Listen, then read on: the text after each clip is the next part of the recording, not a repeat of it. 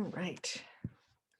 Okay, we're just sort of writing in the chat, sort of who you are, what your role is, and do you have a school garden? Are you working with a school garden? Or are you just kind of interested in gardening?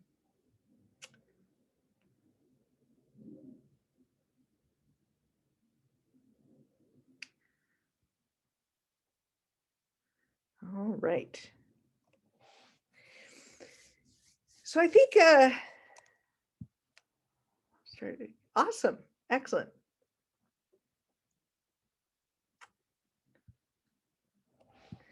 All right, I think we'll go ahead and get started because evidently we get cut off at 5:10, and you know, sometimes we get a little chatty in these sessions. So we're gonna get started, and this is going to work, I think, great. Let's see here. I'm going to make you all commit. We're going to use this kind of as a networking icebreaker.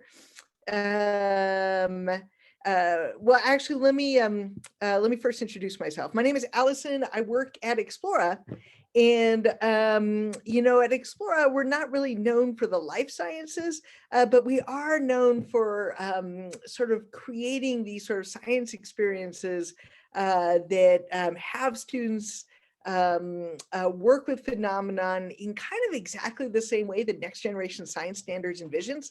And so, you know, today, if you look in the chat, there's so many different roles that you all play in your, so you have different contexts, different opportunities to use an outdoor space like a garden as a learning experience. And so what we're going to concentrate on today is less about me handing you all an activity that you can then do, because that won't work for anybody. Well, it might work for one person, but it can't work for everybody. And more about sort of strategies and thinking about, well, how do we create these really successful learning experiences, especially as it pertains to science. And so with that in mind, I am going to, is everybody looking at the quintessential garden learning experience? Awesome. All right, so here's what I'm going to have you all do. And I need about, you know, 2 to 3 people in each to make a choice for each of these different approaches to a garden learning experience. And what I want you to do, I'm going to give you all a little choice here, is think about each one of these, getting a seed to germinate, going out and identifying the different types of plants, figuring out how do you differentiate amongst all these different kinds of plants, or how do you make compost, or designing a really rich, successful garden. So thinking about those 4 different types of activities and which one of those for you is the quintessential garden learning experience. Okay. And again, there's no right or wrong, but yet I'm going to make you commit. And when you commit, what we're going to do is, and I'll read these out in just a minute. What we're going to do is we're going to throw you into a breakout room. And in each breakout room, it's super fast, just like you'll have about 5 minutes or so. So I'm throwing the Jamboard in the chat, okay? And I'm going to share my screen. Hold on. I've been using Google Meet so much. It's like Zoom is just like everything's a little different. And so I like Jamboards a lot, especially when I'm thinking about student learning, especially in science and STEM. You want to have a lot of collaboration happening, and you also want it to be a safe space. And so Jamboard's just kind of a fun, safe way for students to collaborate with each other. And so here, and I'm just going to walk through Jamboards in case you haven't used it. You'll see up here, we have a couple different jams, so you can move from one jam to the other up here. And here's your choices. So we have getting a seed to germinate, identifying different types of plants, making compost, or designing a garden, okay? And then once you get into your breakout room, so you're going to tell me which one you want. When you get in your breakout room, you're going to come down here to make a sticky note. And on those sticky notes, you're going to convince us why yours is the quintessential garden learning experience. What makes this particular experience the best?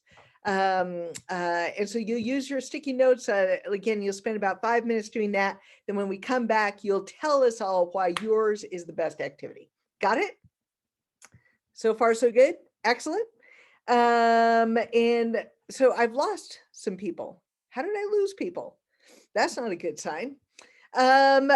If you all would not mind, go ahead and go into the upper right-hand corner of your video and change your name to which one of those activities you think is the quintessential learning activity. Is it getting a seed to germinate, right? Seed, rename yourself as seed. Is it identifying different types of plants? Rename yourself as identifying. Is it making compost? Rename yourself as compost. Or is it designing a garden? Rename yourself as designing. And I'll put you all in breakout rooms accordingly. Even with this small a group, I still like to do breakout rooms because it just sort of changes everybody's, your opportunity to talk amongst yourselves. All right, seed, design, compost. All right, Nancy and Wyatt, I'm going to just throw you in. Let's see here, assign manually, create. Okay, wait, sorry. Add room. All right, assign. Got it.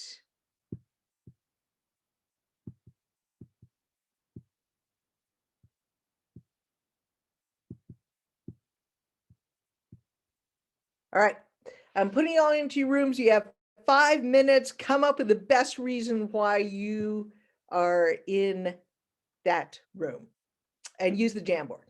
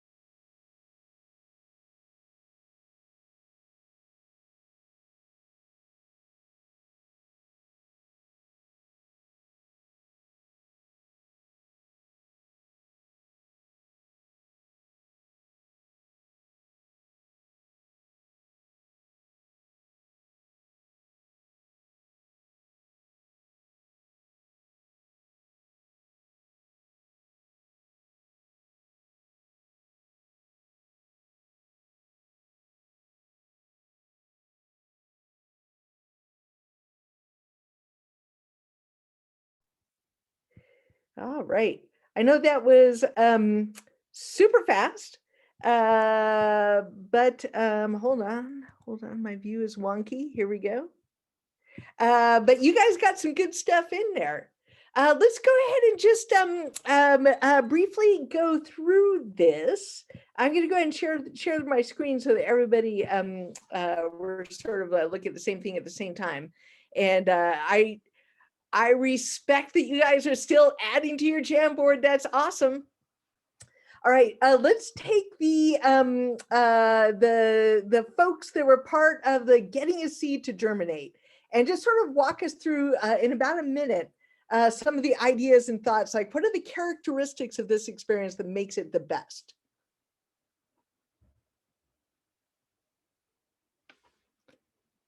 Who wants to start?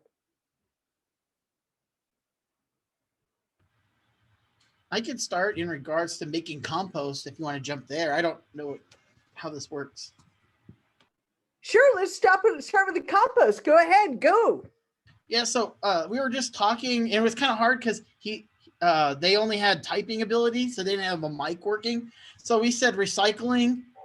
It's kind of cool because it's where everything starts and ends is a cool way of looking at compost. I thought it was a great way of starting a business and like taking stuff that no one wants and making it into something everyone would buy. Love it. They mentioned task management and being able to follow certain set tasks and specific instructions in a certain order. I thought it was a great way of making scheduling because the compost has to be rotated on a regular schedule. And it's also a way of like checking moisture levels that has to be scheduled and checked on a regular basis. And then ultimately too, like you can encompass math in regards to the actual volume of compost that you have and trying to calculate the actual amount you have and how much you can sell it for, going back to the business.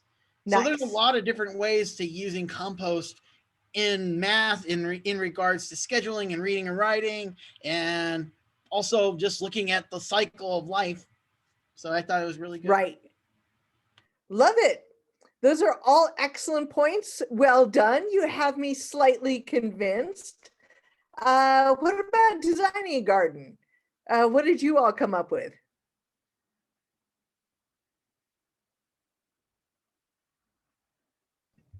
I guess I'll speak for the group. So Nancy had brought forward that it's important to consider the spacing of plants together or how far apart they should be, and to consider what types of plants get along better than others.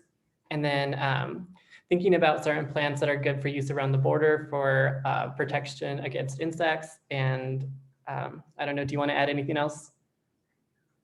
Okay.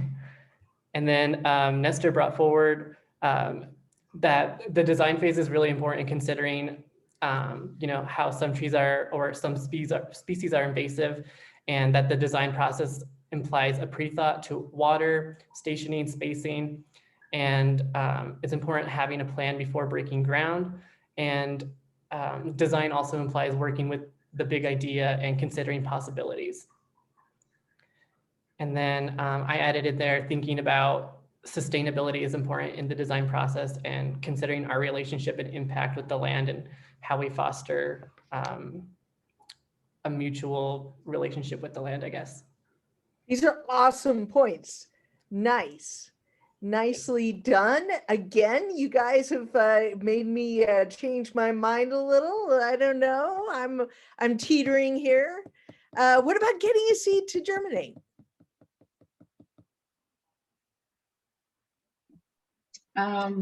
We talked about getting to see the plant to grow. We also the garden begins with seeds. It can teach patience. You do have to be very patient with them. You get to be very hands-on, put your hands in the dirt. I don't know if Michelle wanted to add anything to it. I think it teaches us delayed gratification, right? Because we do not get instant results, which is so important for all of us, along with patience. And as a school counselor, just emphasizing, you know, the miracle and the wonder of this, how things can change and transform, you know, I think is just a beautiful lesson to teach our students. That's an awesome point. Sorry, I wasn't very good with this program, but I'm back. I locked out. I don't know what happened, but I was out for a while, but I'm back. Oh, I am so sorry. I will be trying to pay attention here. No, and these are all really excellent points. And where you all went is different places, right? Some of you mentioned like some workforce skills. You know, like and a lot of these feed into those workforce skills. But you also, there's like science and engineering in there, engineering process, problem solving, design thinking. Thinking in terms of systems is a very science way of, but it's not just science. And this is, I love where you all were going with this. And I think where sort of the transition to the next thing, because I'm all about this science, right? And Phenomenal Gardens, this session is about how do you incorporate science into a school garden program, but we don't teach science to create scientists. And I think that point really emanates through a lot of the characteristics that you all brought out. All these other things, yes, come through when we're teaching science, and we teach science to prepare our students for the world that's ahead of them, to make them socially and emotionally balanced beings that do well in this world. And we teach science to teach sort of those foundational skills like patience, like working together, like collaboration, like communication. And all these things, I think characteristics were embedded in many of the answers that you have. And so, and that's what I really love about the next generation science standards. And I know that a lot of you won't be that familiar with the next generation science standards, and that is all okay. What this list is what's called the cross-cutting concepts. And what these cross-cutting concepts are the types of things that are embedded in the characteristics. So identifying plants is you know, you're looking for patterns, you're understanding like how is this plant similar to this other plant? Cause and effect. You mentioned where plants grow, right? And for patterns, it's like you're gonna, part of looking for those patterns is understanding which plants belong, which plants don't. Cause and effect, you're looking at what grows better in this spot versus that spot. You were mentioning when you were designing your garden, these things make a difference, as well as scale and proportion and quantity, right? When you were talking about the compost and so on, that comes into play, as well as systems and system models. So all these, this list of cross-cutting concepts, we're going to come back to this several times today, because these concepts are how we understand the world around us. And it's so interesting to me that the next generation science standards made this a priority. Because again, we're not teaching science to make kids scientists, right? So we're hoping that some of them become scientists, but we're teaching science to help kids think. And if we can help them think in this way, that's where we as teachers become successful. The other part of next generation science standards is something called the science practices. And so when we look at an activity like getting a seed to germinate, looking at the science practices is what's going to help us understand how to make that activity really solid science. And so for that, let me share my screen here. Actually, let me first put in the chat the cross-cutting concepts. So that document, I just shared that with you in the chat. And now I'm going to share with you in the chat the practices. Boop-a-doop-a-doo. There they are. And now I'm going to share my screen. All right.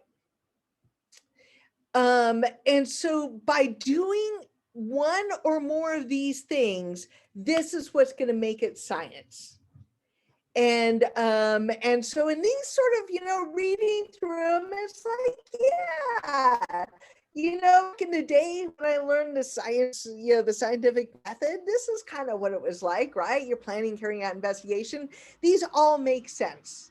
And what we're going to do right now is walk through what it might look like to take an activity like germinating a seed and make it whoops, got somebody else coming in. Welcome, Michelle.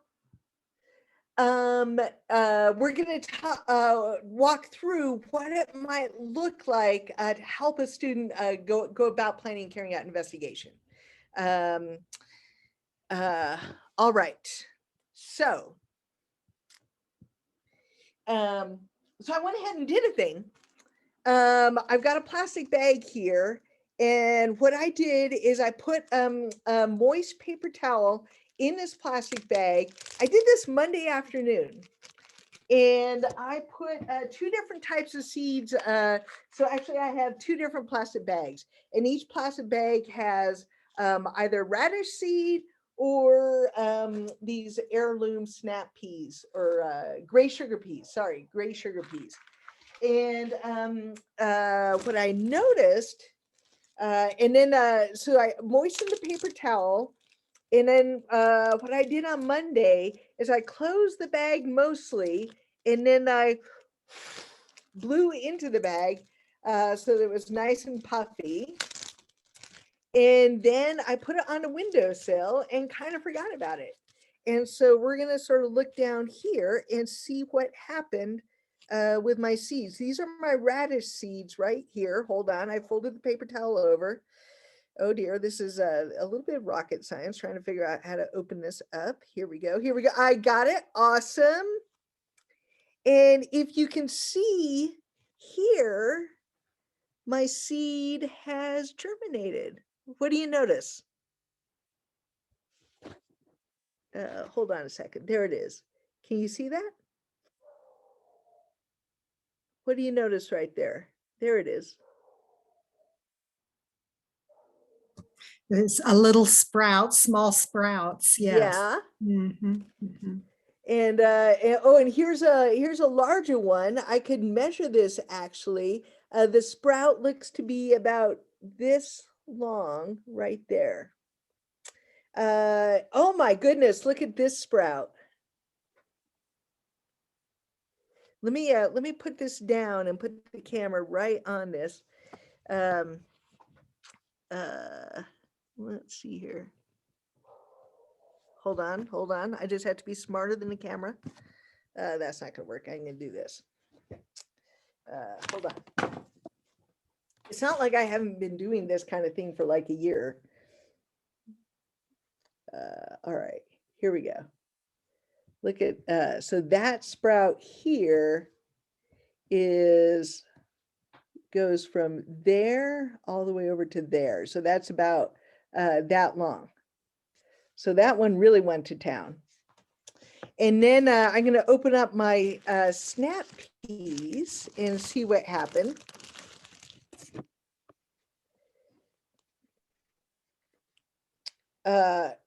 Absolutely nothing. Oh no, I lied. Oh my goodness, look at this guy. It sprouted. One thing I noticed about my snap peas is that each seed is about 3 times larger than the radish seed. But they are far behind the radish seed in terms of sprouting. So,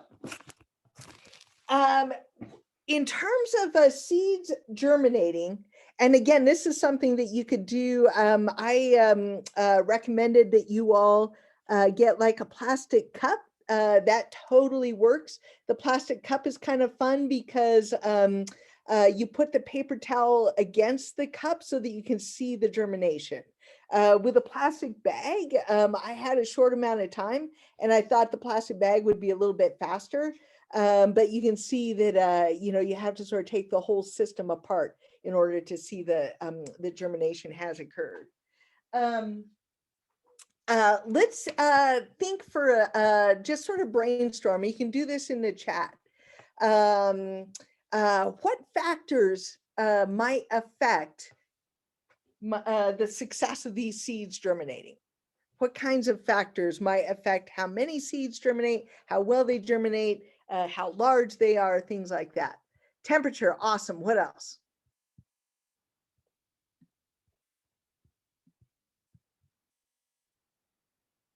Yep, definitely. Awesome. Excellent. The amount of light. Perfect. And so for any one of these factors, you could create an investigation for any one of these factors. And this works for essentially second grade on up through college, through graduate school, through teachers, and sort of the steps for creating an investigation. This is definitely not pretty. It's not graphically designed, but I think it's solid. You start with what is the question we want to investigate? And so any one of those things you list in the chat could be a question, right? Let's take temperature. So let's ask the question, does temperature affect how well a seed is going to germinate? And then you want to sort of figure out prior knowledge about this. What do you guys already think about how temperature might affect seed germination? Just go ahead and throw out some ideas.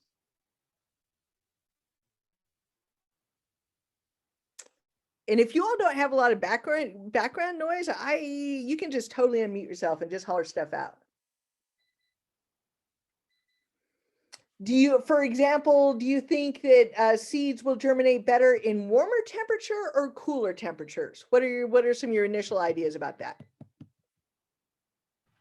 I think with warmer temperatures, they would germinate faster. Okay, cool. And so you have a gut feeling about that? Do you have any experience with that? I just think about like I've seen videos of germination and I've always seen them like in a contained environment with like lots of moisture and condensation. And so I just think they have to be pretty warm inside that container or whatever to make the condensation. So I think that's why they do it. Nice. I don't know. I just made a guess. That's perfect. That's perfect because that's your prior knowledge, right?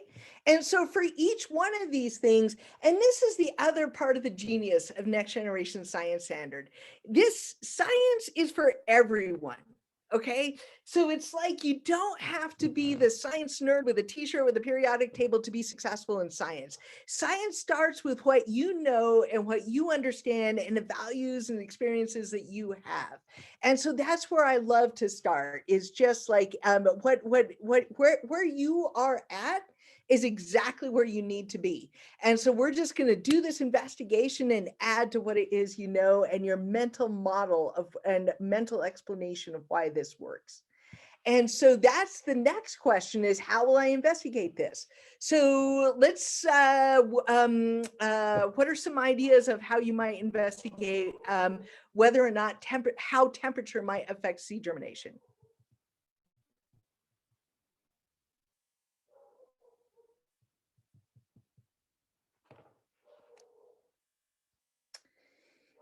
I'm going to actually have you guys work in small groups to do exactly that.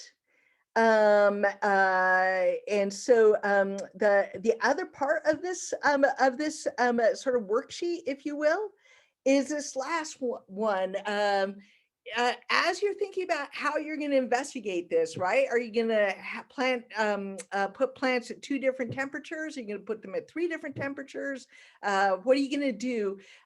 One thing about the investigation is if you want to see if temperature had an effect, then you want to exclude the opportunity for other factors to have an effect, like humidity. You want to keep everything else the same. So, so you want to design your investigation so that you give temperature a fair chance to have an effect, right? You don't want to have the opportunity for other things to affect it, because then you can't answer your question. You also, and this one here, what do you think will happen and why? This is sort of the hypothesis statement. Well, it is the hypothesis statement, but hypotheses are more or less useful. You could totally do this without even having a hypothesis, right? You can just do the investigation and then record what actually happened. And what do you think about that? But what I like about this hypothesis statement, this what do you think will happen and why, is this is your initial mental model. This is your initial ideas of, well, why do I think high temperatures? What is my initial explanation for why a higher temperature will be helpful to that plant? So for example, let's say that I have a little bit more experience with this. And let's say that I know a little bit about biology and chemistry. And let's say that I know that chemical reactions do better if it's warmer. Like things happen faster if it's warmer.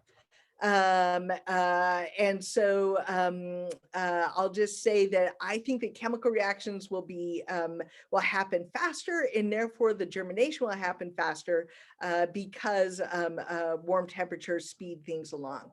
Or maybe I don't know that, right? Maybe, but I remember looking at Ranger Rick as a kid and seeing these tropical rainforests, and I'm just like, they're these huge, lush, massively massively populated with plants, and I'm going, warm temperatures must make a difference. Look at that. Or whatever, wherever I'm coming from, I have a mental model of what I think will happen and why. Then this is your opportunity to either change your thinking, change some preconceptions that you have, or at least shift some of those preconceptions that you have if they're wrong, or add to what it is you already know.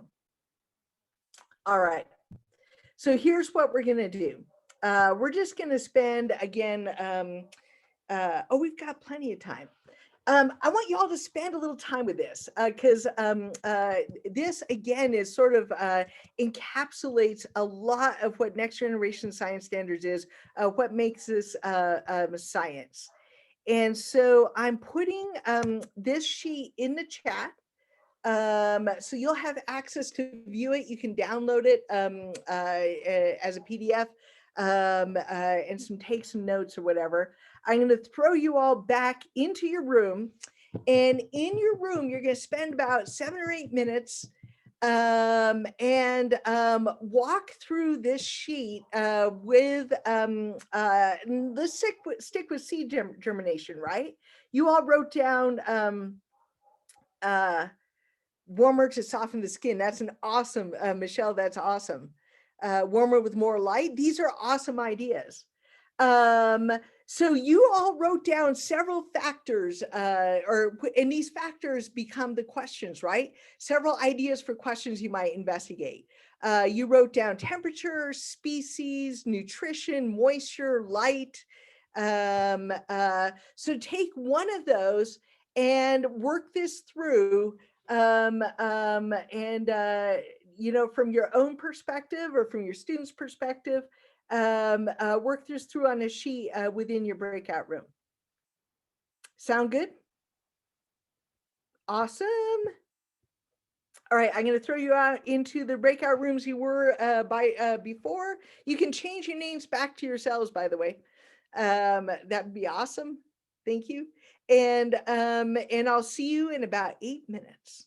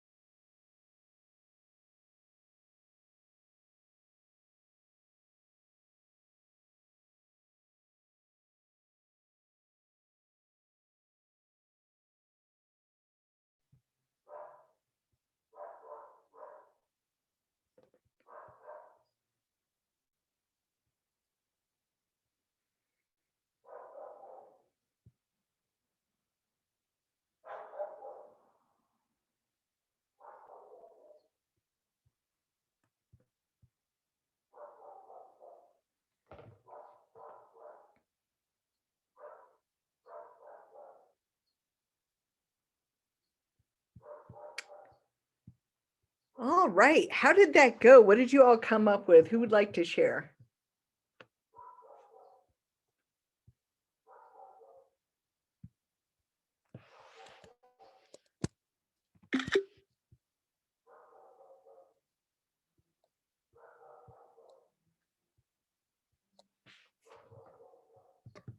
Okay, I'll share.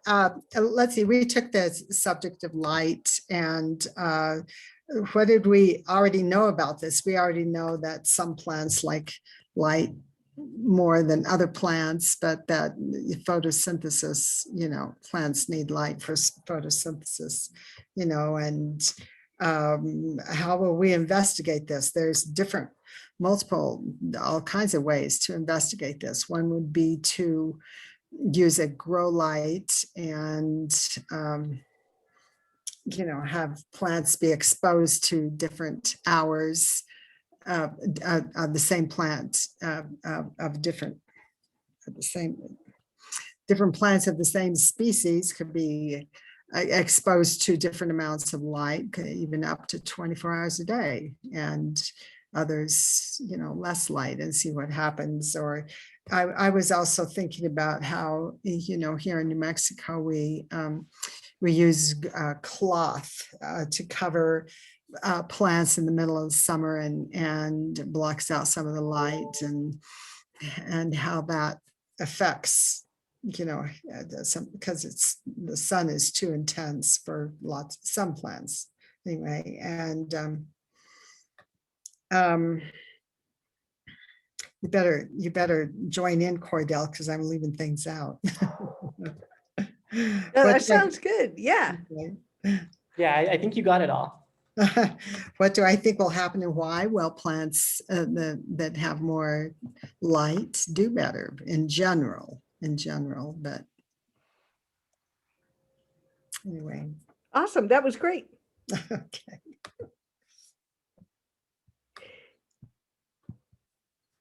So,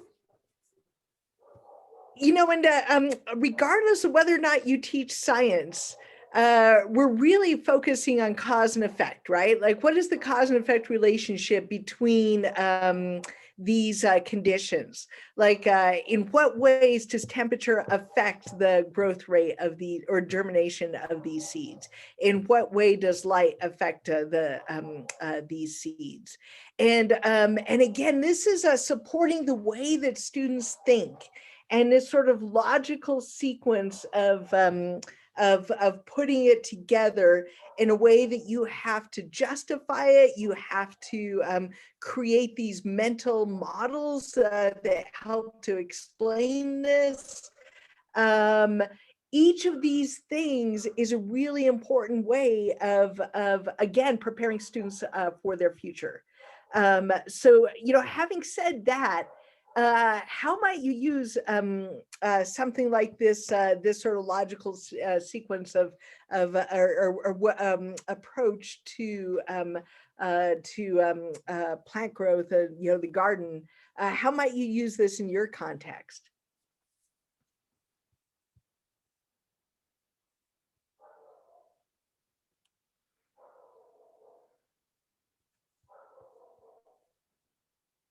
You can either maybe throw it in the chat.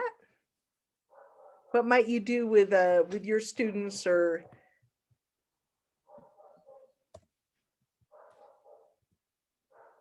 What was the question again? I'm sorry. well, I recognize that not all of you are either teachers or use a school garden, as a teaching as an outdoor classroom. And so I'm sort of broadening the question rather than asking how might you use this in your class. It's like for however you work with students, how might you sort of support the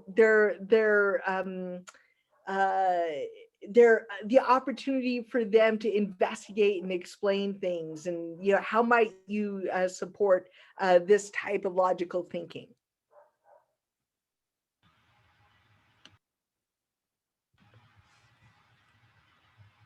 I may let them just like see what they're interested in, like kind of see if they're interested, what they're interested in, and kind of match them up with some of the activities in the garden itself that match with what they're interested in. Yeah. So if like one student is interested in drawing, for example, maybe I might have that student really map out the actual space and like really look at the whole perimeter of the space and kind of see what space they're working with and maybe draw out a plan for the actual design of the garden. Where like another student, maybe they're not interested in drawing, maybe they're interested in like math or something like that. So maybe they could come up with the scheduling and look at how much water is really needed, and they could measure out the different amount of water for each experiment. For this germination, for example, each section, like they could do the measuring of it and just kind of look at each interest area to kind of address a need in the garden. I like it. I like it. And Michelle, I like your idea too. Do you want to, do you have a microphone? Can you say a little bit more about that? I do, yeah. I'm thinking I do have students already interested in gardening, and we talk about Nice. plant tips. So and I have some seeds to germinate, but working with the students, because I'm new to the school, where do you think this plant would do well? Looking around when you walk around at lunch today or in between classes, and investigating that by planting them in the different locations at the school. You know, the high sun, I'm thinking northern exposure or southern exposure in my house, those plants are just rocking, you know, and make some of those comparisons. And just And make sure they're to the controlling the variables, right? They're only asking one question at a time. So this same seed, same container, Right. different location. Right. Awesome. All right. So now we're going to switch gears a little bit because we've been looking a lot at cause and effect, like what what are the effects of these different factors on plant growth. And now we're going to switch over to thinking about energy and matter. And this is a really systems way of thinking. And again, it's like system thinking, the ability to think in terms of systems, to look at a system and see its component parts and their relationship, and how changing one factor might affect the entire system.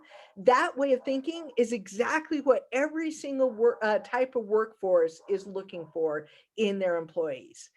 So this way of thinking is super important for our students. And so for this, let's, we have my little plant has germinated, which you can sort of see right there.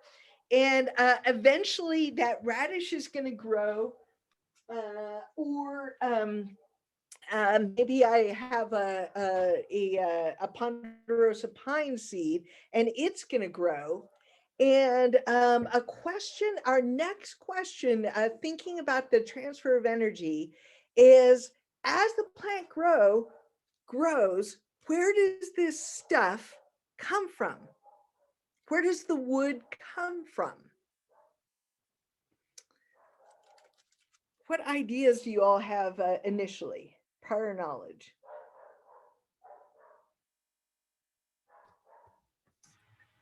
Well, it comes, trees use nutrition from the soil and from the air. They take carbon dioxide out of the air and take the carbon out of the carbon dioxide and release oxygen.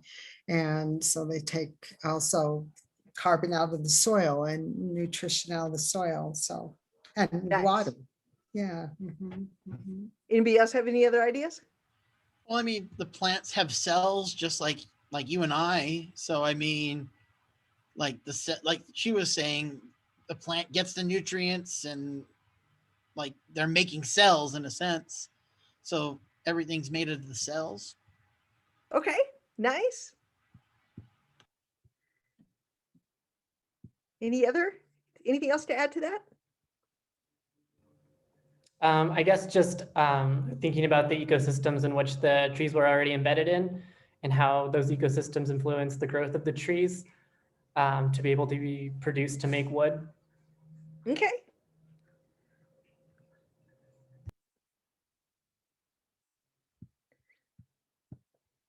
Awesome. And so as Nancy was saying, one of we all learn photosynthesis at some point in our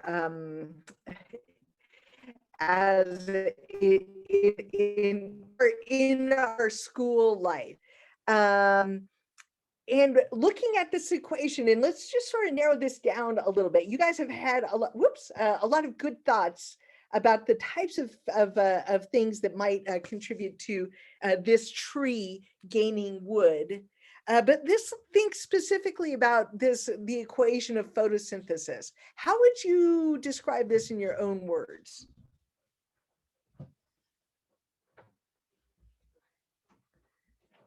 Like, what's going on here?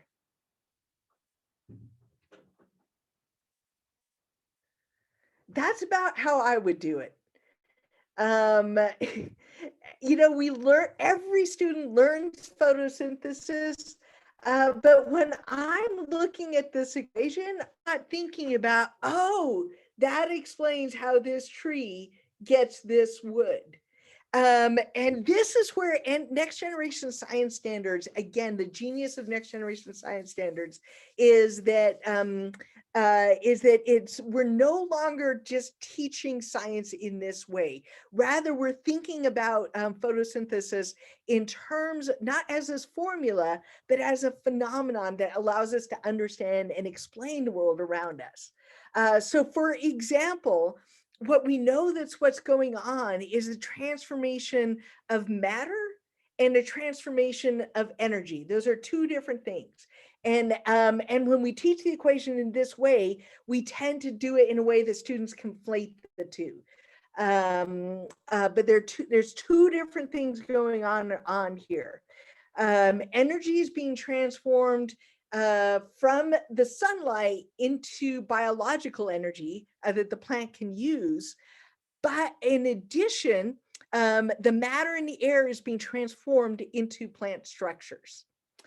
And so really, again, what we're talking about is the transformation of matter, okay?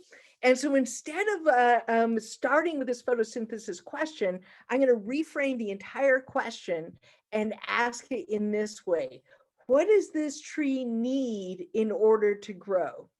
And you all mentioned quite a few of them, right? It needs air, the carbon dioxide, it needs soil, the ecology influences what it's gonna take to grow. Here's another question. How does it use these things to grow? And you all were sort of getting at that in kind of incomplete ways. Think about that a little harder and think through how does it use the things that you all mentioned to create this.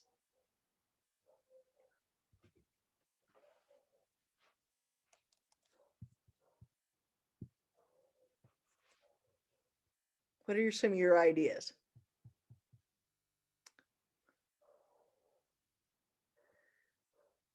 I'm going to go ahead and give you two possible explanations, okay? So these are two possible claims. Claim number one is that plants gain most of their weight, so most of this wood comes from materials that came from the air, the surrounding air. That's claim number one. Claim number two is that plants gain most of their weight from materials that come from nutrients in the soil. All right. So I'm gonna thinking through our investigation worksheet here. Are you guys looking at the investigation worksheet right now? Yes. thinking about how you might support or refute those two claims, what kinds of things might you do to support or refute each of these claims?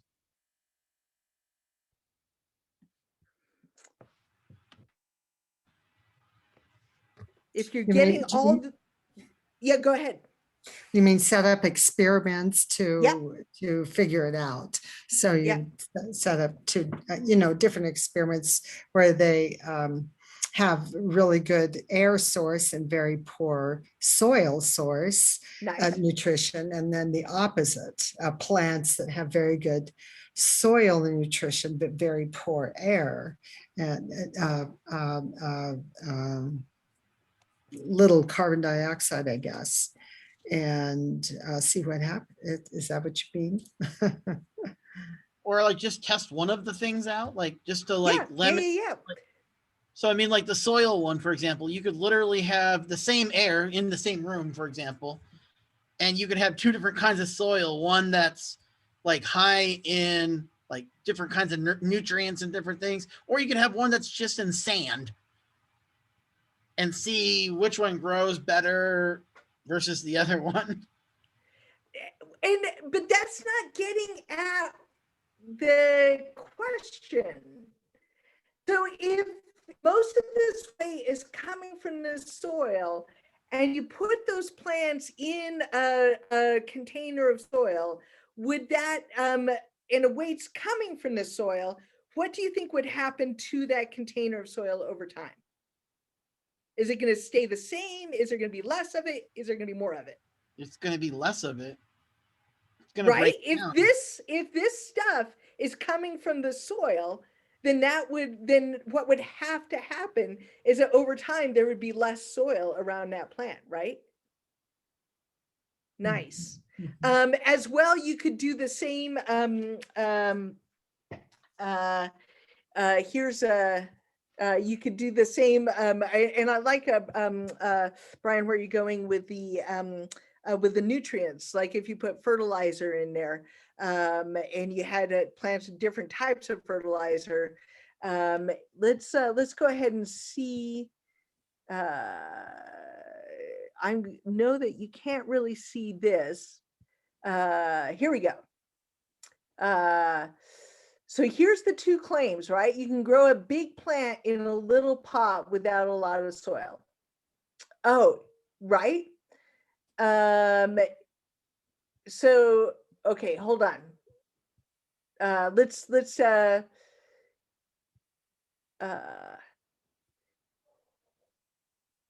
So basically, if all this stuff is coming from the air, then and you plant this plant in this pot and you have 80 grams of soil and 1 gram of seed, and a year later the plant is 50 grams and the soil is 78 grams, does that support or refute the claim that plants are getting most of their weight from the soil?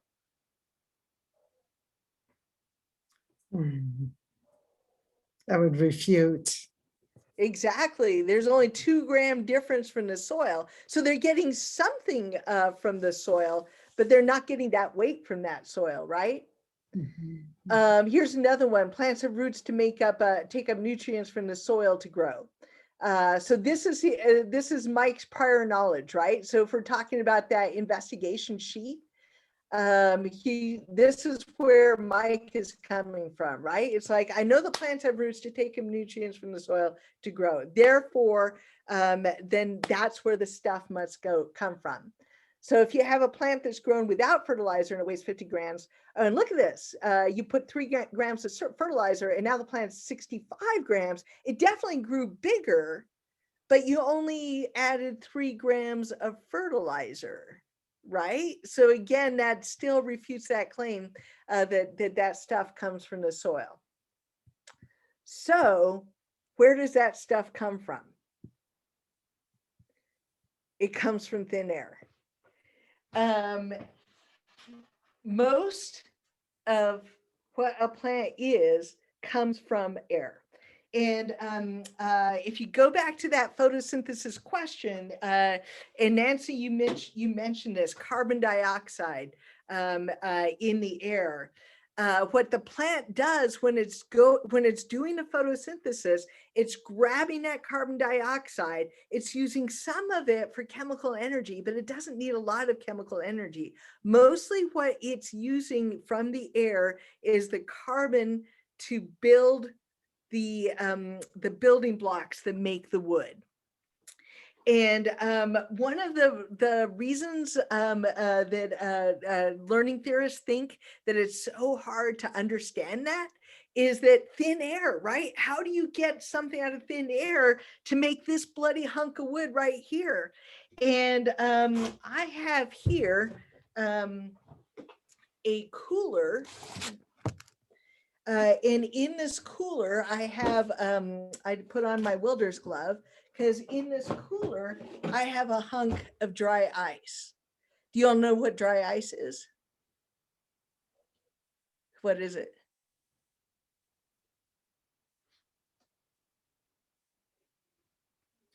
You need to mute, you're muted, Brian. I was gonna say it's like carbon dioxide, right? It is. It's solid carbon dioxide. And it's like, this is a big hunk of carbon dioxide. It's giving off, I see a lot of mist that it's giving off. I don't know if you can see that. That says the carbon dioxide is subsuming into the air. It's going back into the air. So as this is losing weight, it's contributing to the air around us. And so carbon has, it's a thing. You can have enough carbon dioxide to create this massive block of ice here. Another way to sort of demonstrate that carbon is a thing that you can use in the atmosphere that you can use as building blocks is I can take a match here, and if I light this match, so I have a match here, right? If I were to weigh this, it would have a certain weight to it, right? And then if I light, oops, I broke the match. Now it's half the weight. Hold on. If I light the match, as it burns, we're gonna just sort of see it here for a second.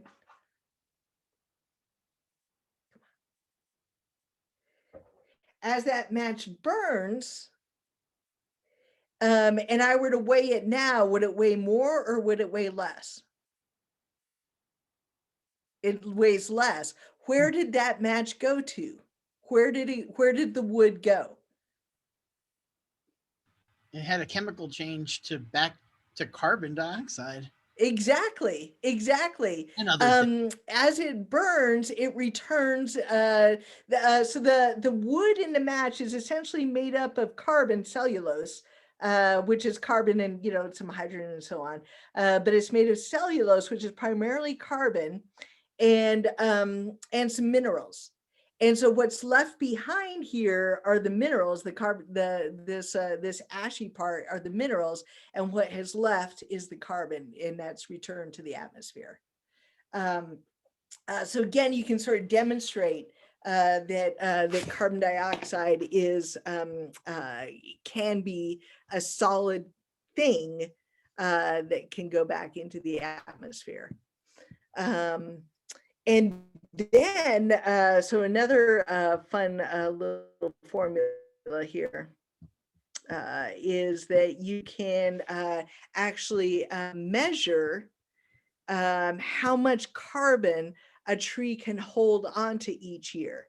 And as we think more about global climate change, trees are a great place. So part of what drives global climate change is that we're releasing too much carbon back into the atmosphere. So all the carbon that's been held up in trees, that's been held up in living things in the ocean, is being released through when we burn fossil fuels. We're releasing that carbon back into the atmosphere. Whereas where it would have gone anyway, right? Every time you burn a tree, you're releasing that, every time a tree dies and decomposes, that carbon's being released into the atmosphere. The issue is we're doing it so much faster than it would happen naturally. And so trees and forests become an important place where we can take that carbon from the atmosphere and hold it so that we can reduce global climate change. And you can actually have kids, your students, calculate the amount of carbon that a tree can sequester each year by measuring the diameter of the canopy. They can just use a string to like you stand underneath the tree and you figure out, the edge of the canopy, and you put a string around the tree where that edge of the canopy is. And then just use the formula pi r squared. Brian, you've been talking a lot about math today. To figure out area of the canopy. And then here's the formula to figure out the amount of carbon sequestered in a tree based on the area of that canopy. And that's based on how much that tree photosynthesizes. All right. Awesome. So mostly what I've gone through today is thinking about, going back to our quintessential garden learning experience, thinking about the different types of learning experience you might use in a garden and how to use those, getting a seed to germinate, or designing a garden or identifying different plants or making compost. How do you, each of those activities in and of themselves can support things like socio-emotional learning, can provide a math and art experience. It can, help, create entrepreneurs from our kids. But how do you make it science? And that's the question we've been really answering during the last almost hour and a half. And the first thing we did is think about how to use those activities and think about planning and carrying out investigations. And then we walked through a way of understanding photosynthesis in a way that helps students sort of help them explain the world around them. So photosynthesis isn't just a formula, it's the way that trees grab carbon out of the atmosphere. They grab that carbon, they pack it together to make the wood.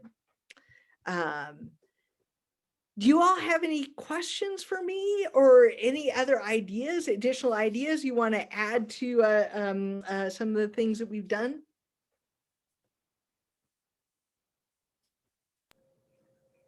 I'm personally kind of interested in hearing more about the social and emotional learning component, or like expanding on that a little bit more.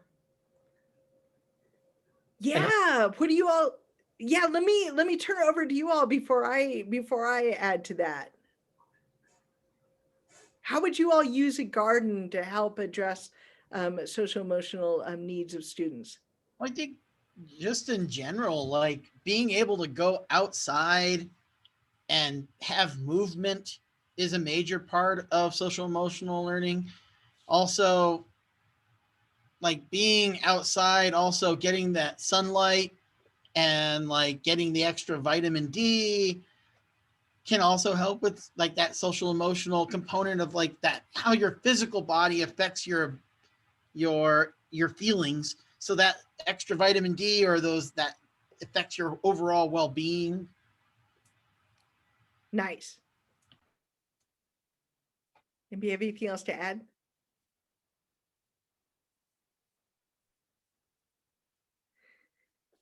There's a landscape architect, I forget her name. She was working out of the University of Chicago, and she did this one study where she looked at these inner city apartment complexes that were, served super low income populations. And so that the variable that she was controlling, the question she was asking is, what is the effect of an outdoor space on, and she was asking not just about socio-emotional, but how that manifests into domestic violence. So she was looking at the incidence of domestic violence. And what she found is just even being able to look at trees from your window, just having that view, but especially being able to go outside and be in a natural place, significantly reduce the incidence of domestic violence. And they've done similar studies around other types of, like burglaries, other types of crime, but as well, just on, and what evidently what the effect is on the stress hormones. And so being outdoors significantly decreases your stress hormones, but there's also, so it affects that body system. But Brian, as you were saying, it's just like it affects your mood, it affects your ability to concentrate. Like students are able to focus better when they have access to outdoor areas. So they're able to do better at homework and so on. So yeah, being, even their eyesight is better. As you were saying, the vitamin D, it's like allergies tend to be better, like just across the board. It's an amazing thing being able to be outdoors. Yeah, like even brain development in regards to the neurotransmitters and how they're working, and like moving your hand across to like pick up a tool or something.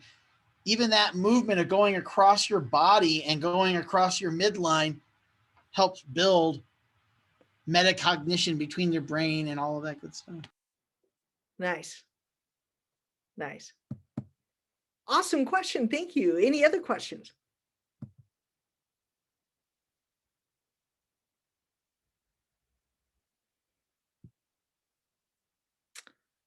All right, folks, I'm going to give you back 10 minutes. That is awesome. I'm so happy that you were able to join me today, and I hope you enjoy the rest of the Student Garden Conference, School Garden Conference. And I will see you hopefully sometime in the future. Thank you All so right. much. Thank you, Allison. It was very nice. You're welcome. Thank you.